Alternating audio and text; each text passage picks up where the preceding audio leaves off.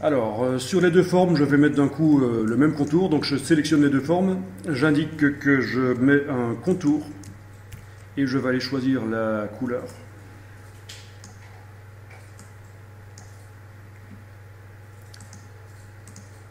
Ok, l'épaisseur là au-dessus éventuellement. Voilà.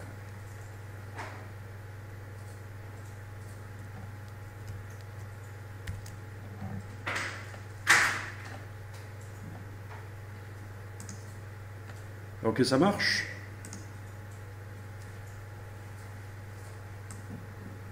Bien. Alors, je sélectionne maintenant uniquement l'objet de gauche et je vais refaire l'opération d'hier. C'est certainement pas superflu de faire un petit rappel comment je détache le contour du fond.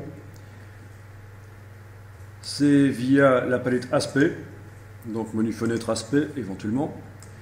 Via la palette aspect, il faut indiquer qu'on travaille uniquement sur le contour. Donc je clique dans la palette aspect sur la ligne qui concerne le contour. Actuellement, le contour, qu'est-ce qu'il a? Un réglage d'opacité, mais il est normal. Il n'y a pas de problème, c'est opaque à 100%, rien n'a changé. Et je vais ajouter en plus, l'effet de transformation. Donc menu effet, distorsion et transformation. Transformation.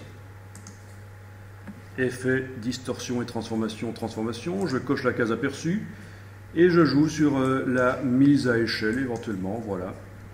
Si je mets 110% en vertical et en horizontal, le contour s'agrandit de 10%, comme on le voit. Voilà ce que ça donne. Bien. Hier, on avait joué également sur le déplacement, mais je ne vais pas le faire ici. C'est bon comme ça.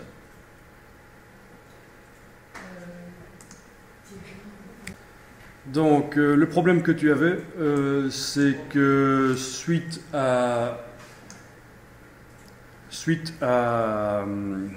au tracé transparent qu'on a créé via le Finder, tu as obtenu des groupes.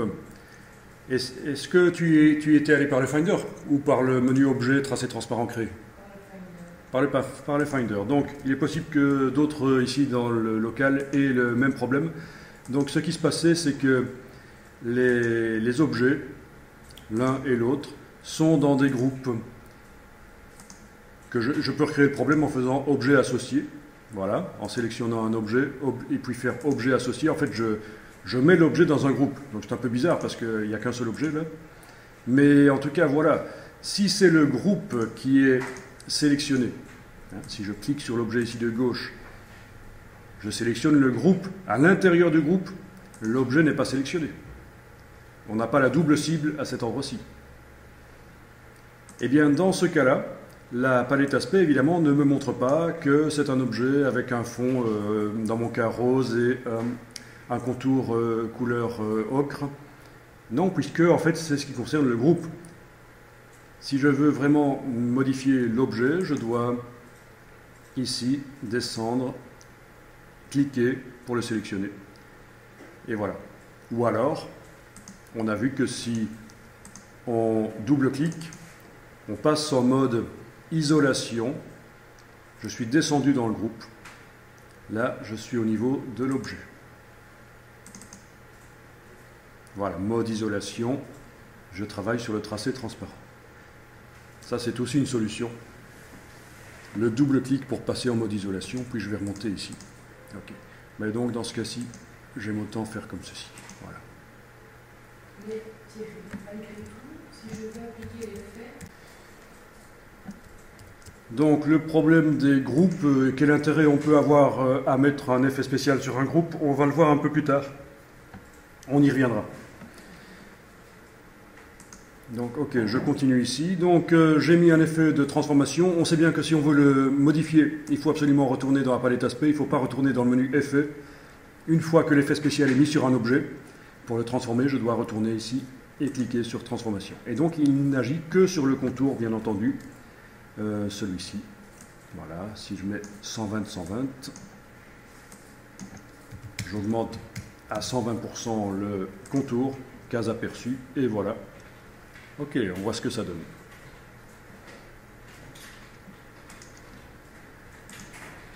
Alors, il est fort probable que visuellement, ce n'est pas ce que vous voudrez obtenir. Dans le cas des fleurs, des pétales qu'on a fait hier, c'était pas mal. Mais si vous voulez que le contour soit à une distance constante par rapport au fond, il va falloir utiliser autre chose, et c'est ce que je suis en train de vous montrer ici, la différence entre la transformation de contour et le décalage de contour. Donc ici, dans ce cas-ci, je vais sélectionner l'objet de droite. Attention, c'est le groupe qui s'est sélectionné si vous avez des groupes, donc on va plutôt aller sélectionner le tracé lui-même vraiment dans le groupe via la palette des calques par exemple. Et dans la palette aspect, je vais indiquer que je travaille uniquement donc sur le contour, parce que la forme doit rester à cette dimension-là, c'est le contour qui doit bouger. Donc je dis que je clique sur le contour, que je travaille sur le contour.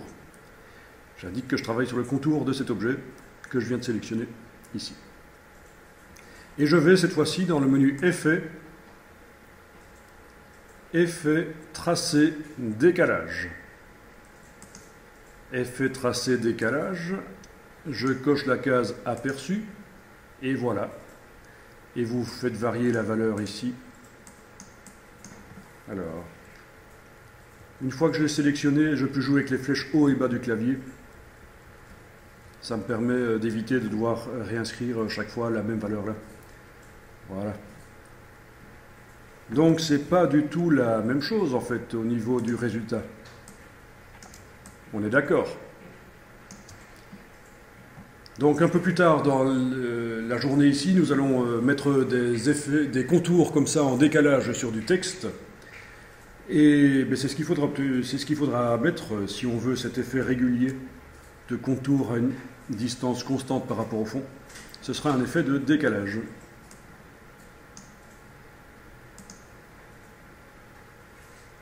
Voilà. Donc, il n'y a même pas besoin de sélectionner la valeur, simplement cliquer là et jouer avec les flèches haut et bas sur le clavier. Case aperçue, ce sera mieux pour voir ce que ça donne. Voilà. Ok. Mon contour intérieur, comme mon trou est petit, il est caché. Il n'y a pas moyen. D'accord, donc ton le trou là est petit et le contour ne se voit pas, donc tu peux éventuellement essayer, bien entendu, de... je vais aller voir le problème, parce que là je le visualise pas trop. Le contour est déjà au-dessus du fond, en fait, ici.